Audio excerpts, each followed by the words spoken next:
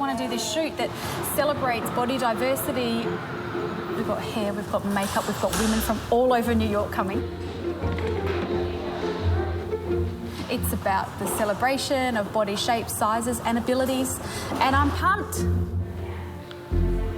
The first steps to learning to love your body is identifying the parts of your body that you don't love and learning to describe them in a more loving and kind way.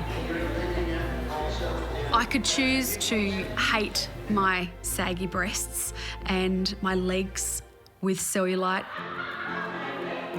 or I could choose to be in awe of these breasts that have fed 4,000 meals to my 3 children and be inspired by these legs that have run a marathon.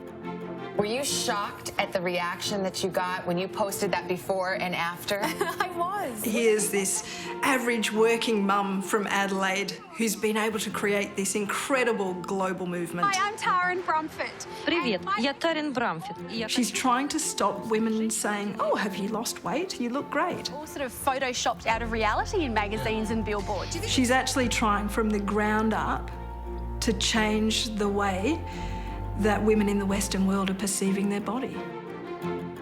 When I looked at this body, for the amazing body that it is, I saw life differently. It's a revolution, it really is.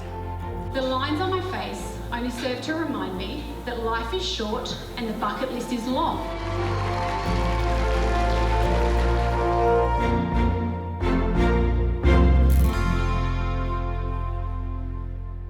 I would have described my body after I had my 3 children as disgusting, fat, flabby, wobbly, hideous. Can you give me a couple of words to describe your body? Not nice to look at. Maybe I'm a little bit fat. It's like frumpy, just kind of gross. I walk past groups of women all the time and just listening with one ear, and sure enough, more often than not, they're criticising themselves or wanting something different and not losing enough weight. The conversations are just everywhere. I feel disgusting. I feel disgusting. Disgusting. I don't know a single woman who looks in the mirror and goes, yeah, I got this.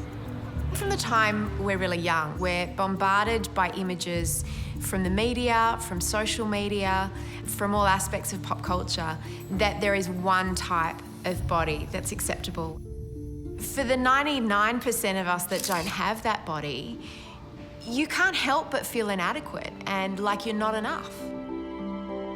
I think we're tired of talking about it. We're tired of feeling the misery and the pain of hating our bodies. My goodness, we are ready for change.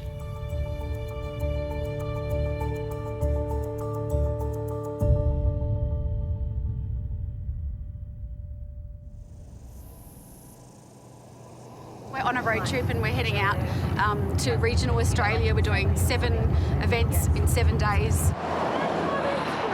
No body image problem here. Taryn always had that can-do attitude. She'll say these crazy things and you'll have a bit of a chuckle and then you'll go, oh, she's going to do it. She's actually going to do it. And that's what she's always been like. Have you got your stickers? Yes. I don't. We love our bodies and we want to be part of the whole Embrace Your Body movement. I just think how fantastic that we can all come together and support women at empowering themselves to live healthy and happy lives. You often get people who get a little confused about what it means to embrace. Now, embracing your body doesn't mean eating 20 donuts and sitting on the couch. Of course it doesn't. She left school before she finished year 10. And that's been the amazing thing, you know, that I'm really amazed about when I think about what she's doing now. Thank you. That is why we're here. Everything that she's ever sort of come up with seems to have fallen into place. Look what we've just found. Look at this one. We had a lovely childhood growing up in Adelaide. That's cute, Taryn. She was always adventurous. Lovely. I think there's a photo somewhere like that with Jason doing that in that rumpus room. Yes, there was. In his tent. Jason, our brother, and Taryn were a bit of a team. They'd get up to mischief together and have fun. I think losing my brother had of course, a huge and profound impact on my life. Isn't it cute? Oh, it is. Talk about McCann. Jason, he'd just been a normal child as well, a happy child like Taryn. It just happened in the late teens, really, when things went haywire. He struggled with addiction for many years and he finally succumbed after a number of times of being clean. He was unfortunately overdosed with a bad batch of heroin. I think that Jason's death propelled a drive in Taryn. We only have one chance on this earth, and if you want to do something, you have to go for it and you have to do it. I saw Taryn at the wake. Jason was a very, very close friend for a long time, so we'd sort of been friends as little kids growing up. Taryn was kind of the annoying little sister, like I didn't really know her. Welcome back. I had a crush on him always, as long as I can remember. Who, picks anyone up at their brother's wake? It sounds outrageous, but I remember quizzing him, like, so what do you do? You married or do you want to get married? Like, I just remember asking these really probing sort of questions. They're shy. I think something happens to you when someone close dies. You're fueled with just, who cares? Yes, please. A few days afterwards, I actually penned Matt a letter. I just wanted to let him know that I'd always had this really strange crush on him. I was incredibly surprised. It just came out of left field, so I was flattered, of course. She's an attractive girl, so she caught my eye, of course, but if I'm allowed to say that. And yeah, the rest is history. Our newly married couple, Matthew and Taryn.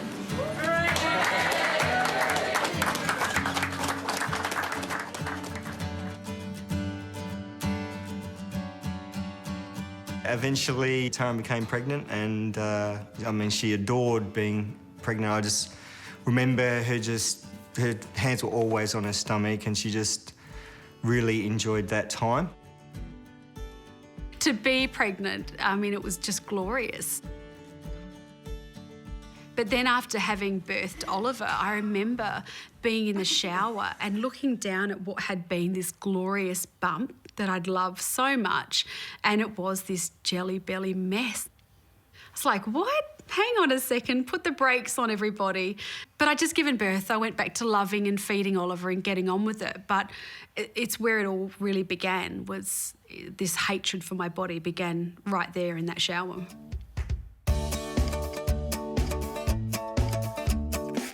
We had 3 children in 3.5 years. It was hectic. I was trying to run a photography business at the same time. It was pretty intense. I wasn't just unhappy with my physical appearance, I was also struggling with how my body functioned. I remember going back onto the netball court. I went for this intercept. And sure enough, I'd wet myself. I could feel wee sort of running down my leg. I sort of said, oh, I've injured myself, and I sort of took myself like limping off to the bathroom. It was the first time I was just like horrified with what my body had done to me. It just got to the point where I couldn't live in what I thought was a really disgusting, hideous, embarrassing body. So I went to the surgeon's office. I sort of stripped down and he sort of, I describe it as he grabbed my boobs like they were dirty tissues. He grabbed this sort of hot dog of fat down here and said that he would remove that. He would inflate these to where they were supposed to be. And I just, almost skipped out of that appointment. I was so happy. I didn't want Taryn to have plastic surgery. I love her dearly and I didn't feel like it was a necessary thing to have done. But at the same time, I was kind of mindful that Taryn was going through a really tough time mentally and, who was I to say to her, look, you can't do this because, I would seen a very happy-go-lucky woman turn into something that was not happy-go-lucky. So, you know, it had serious consequences on her. So I was torn. A few weeks after that initial surgeon's appointment, I was watching Michaela playing in front of me. Jeez. The thought went through my head, which was, how am I going to teach Michaela to love her body if I can't love my body? And if I have surgery, what will that do for the relationship she has with her body as she gets older? I decided to cancel the surgery based on this sort of moment that I had. But I was still plagued with the thought, what does it feel like to have the perfect body? So I wanted to make this choice for Michaela, but I still continued, you know, that mental chit-chat. I went to the gym and my trainer suggested to me that I train and enter a bodybuilding competition, like a fitness model division. Taryn has lots of ideas, so, you know, some of them I just kind of take with a grain of salt. I think I probably did with this one initially. I'm like, oh, yeah, OK, well, is she really going to do this? But she put her mind to it. So I lost about 15 kilos in 15 weeks. I trained for hours a day. I would start at the gym, you know, go for a run for an hour, followed by weights. I remember getting videos from Taryn at the gym going, oh, what am I doing? Look at me, I'm starving. I've been on the treadmill or I've been boxing. And it was an extreme regime. The training is not the hard part. You know, it really is the diet.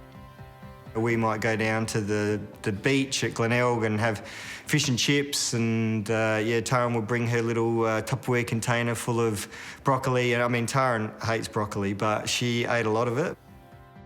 It was an incredibly restrictive diet. And, you know, being the husband, I bore the consequences of that because she wasn't eating chocolate, which she loves chocolate. Matt would often say to me, like, would you just go and eat something because you are a nightmare? And I was. Ladies and gentlemen, make her welcome with a new body, number 5, Taryn Brumfitt. Well, finally, competition day arrived. She'd sort of standing there like she was tanned up, the glittery bikini, and I just thought, holy shit, you know, where's my wife gone? I walked on a stage in a teeny tiny bikini in front of 900 people, being judged like, you know, this row of judges.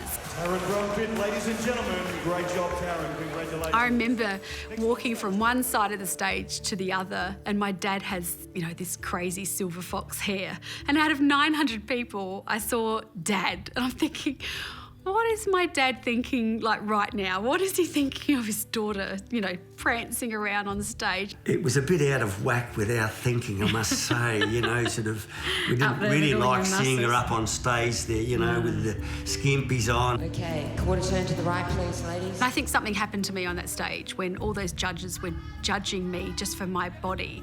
And I remember having this urge to grab the microphone from the MC just to say, hang on, everybody, stop clapping or stop judging me. Like, there's more to this story than you'll ever know.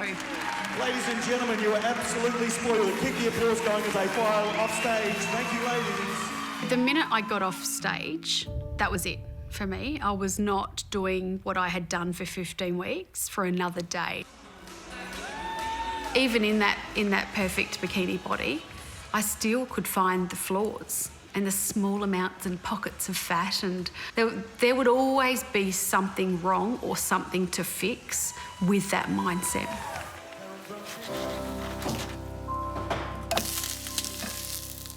When I think what I learned was that my body is not an ornament. It is the vehicle, you know, in life. It's the vehicle to do the things I wanted to do. Learning to love my body was a process that happened in those months after that competition. Rather than punishing myself to go to the gym because I had to, I learned just to enjoy, you know, moving my body in any way that I wanted to.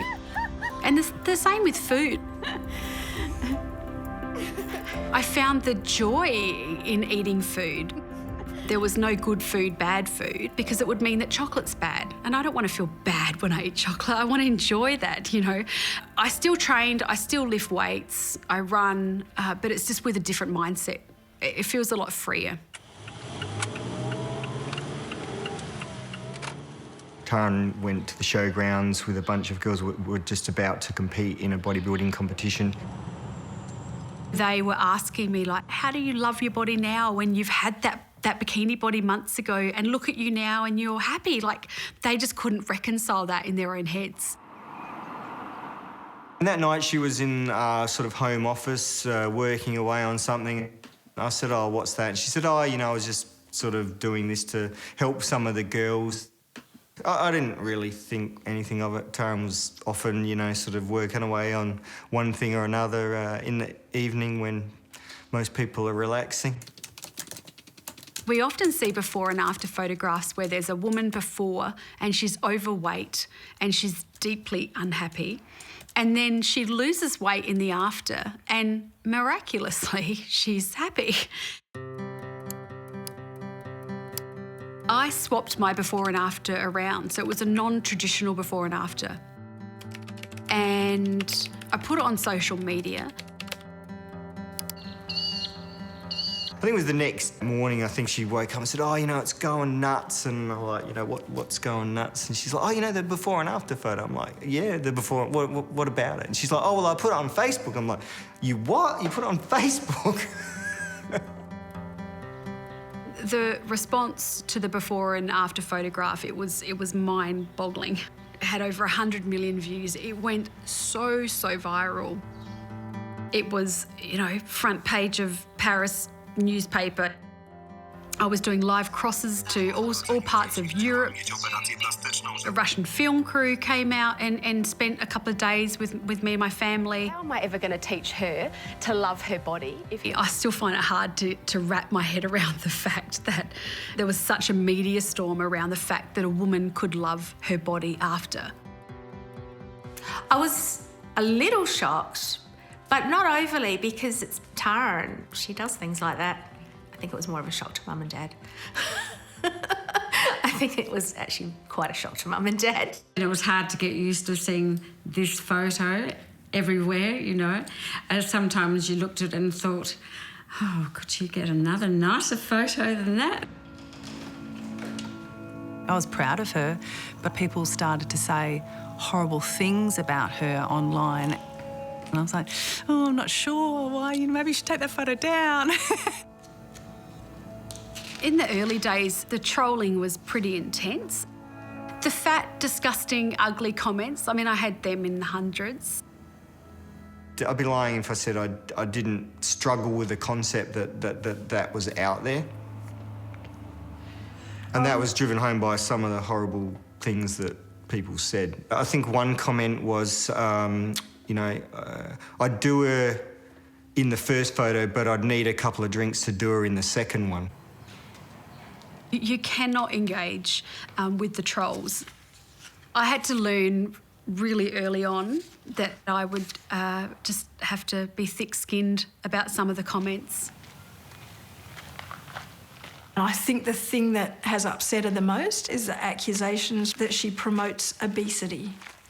She's not promoting obesity. She's promoting embracing and loving our body no matter how it is, which then enables us to look after our bodies better. Because I just wanted to know how other women were feeling about their bodies. I knew how I... From my experience and from dealing with thousands of clients over 20 years, it's just accepted that women are actually not supposed to love their bodies, and I think it starts from childhood. I have stretch marks. I have extra fat in my inner thighs. My body is fabulous! Taryn felt very strongly that we had to be out talking to mothers. So I had these nipples the size of dinner plates. I was playing netball and I was wetting myself. She started off talking to anyone that would listen, essentially. Because I had 3 children, my belly looks like this. Doing it the hard way, trying to get the message out there. You have actually been a massive influence in our family, hasn't she? Yes. I want you to love your bodies just a little bit more because it feels so bloody great to love your body unconditionally. I absolutely concur with that message. As a dietitian, I see so many women these days of all different shapes and sizes who have body image issues. We can't judge people or people's health by how they look. However, being overweight is a medical condition, often the precursor to so many different health issues. Yes, we need to love ourselves no matter what, but we need to encourage people to still aim towards being a healthy weight. We can't just eat what we like, be the weight that we like, and then get to a point where we regret what we've done in the past, which is just what I see so often. I think there's a misconception that embracing is about eating whatever you want, and of course it's not. We want people to respect their bodies and love their bodies and nourish their bodies with food. There's a $7 billion weight loss and diet industry in Australia, and we talk about the increase in obesity, but what's currently on offer clearly isn't working. You know, diets is not working. Shame and fear is not working. I think it's quite simple when it comes to health, is you can't look after something that you don't love.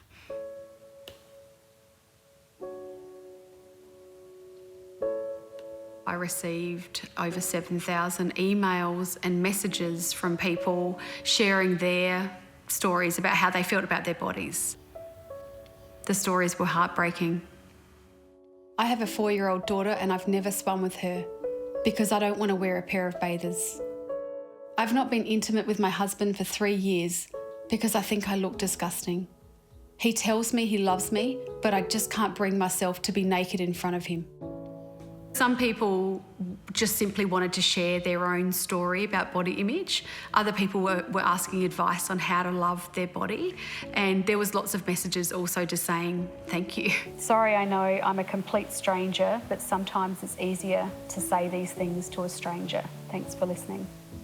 I absolutely felt this sense of responsibility that I wanted to do something with all these sad stories. So I decided to make a documentary. With your help, we can raise the money to make this documentary. I needed to raise some funds to make the film, and I turned to Kickstarter and set out to raise $200,000 in a 60-day campaign. My promise to you is to make a documentary that is beautiful and life-changing. We hit that on day 12 and went on to raise $331,000. So it was Australia's most successful crowd-funded documentary. I'd never worked on a film, in a film. I had zero experience. But I thought that being a photographer and enjoying telling stories, I could just combine them and that would equal a film. Of course it doesn't. I feel compelled to try and understand why so many people are hating their body and what we can do about it. She interviewed psychologists, she researched, she looked at all kinds of different body image issues. Nobody should have to starve themselves to fit in with how a magazine looks. I mean, I'm not naturally this thin, and lots of models aren't naturally that thin. They have to, you know, really watch what they're doing, and it takes up your life, you know. We released Embrace in 2016 at the Sydney Film Festival. It's been incredible. We went #1 on iTunes across Canada, UK, Ireland, the USA. The most exciting success happened in Germany, where in one night 52,000 people came to watch Embrace. And we beat Guardians of the Galaxy, we beat King Arthur on their opening night, a body image documentary, you know, versus a blockbuster. The Mexican actress, her name's actually Fernanda. She needs to be part of it for the Spanish-speaking audience. Yeah, definitely. So we're here at the Body Image Movement office at the Adelaide studios. Matt's here. He handles all of the commercial side of BIM.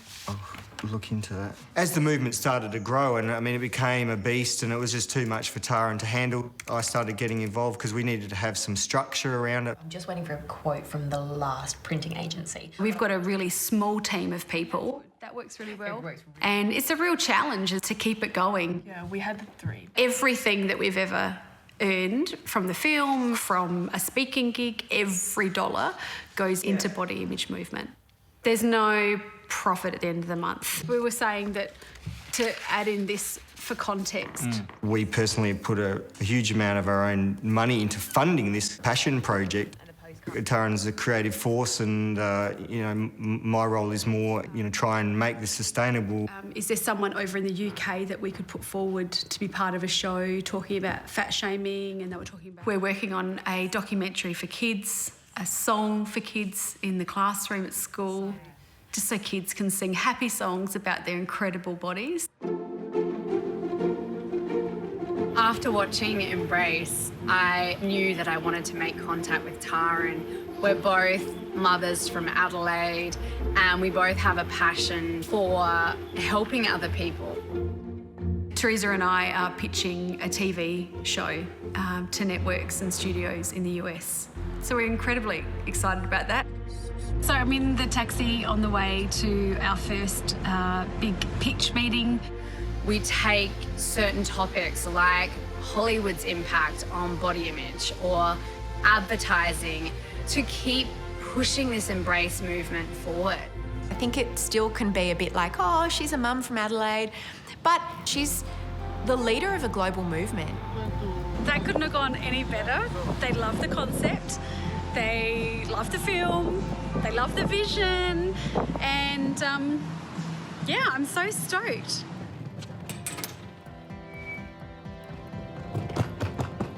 It's been years now since I've had a moment where I've hated on my body. And it's not to say that I don't look in the mirror and see that I have rolls of fat, but the relationship about how I feel about those parts of my body has changed significantly. And I don't think it'll ever go back. Come here, you. Come here. If we could free up all that capacity that's been taken up by so many women worrying about how they look, imagine what we could do with all that cognitive power we'd have. That'd be amazing. Chico, look. I think that's part of Taryn's vision.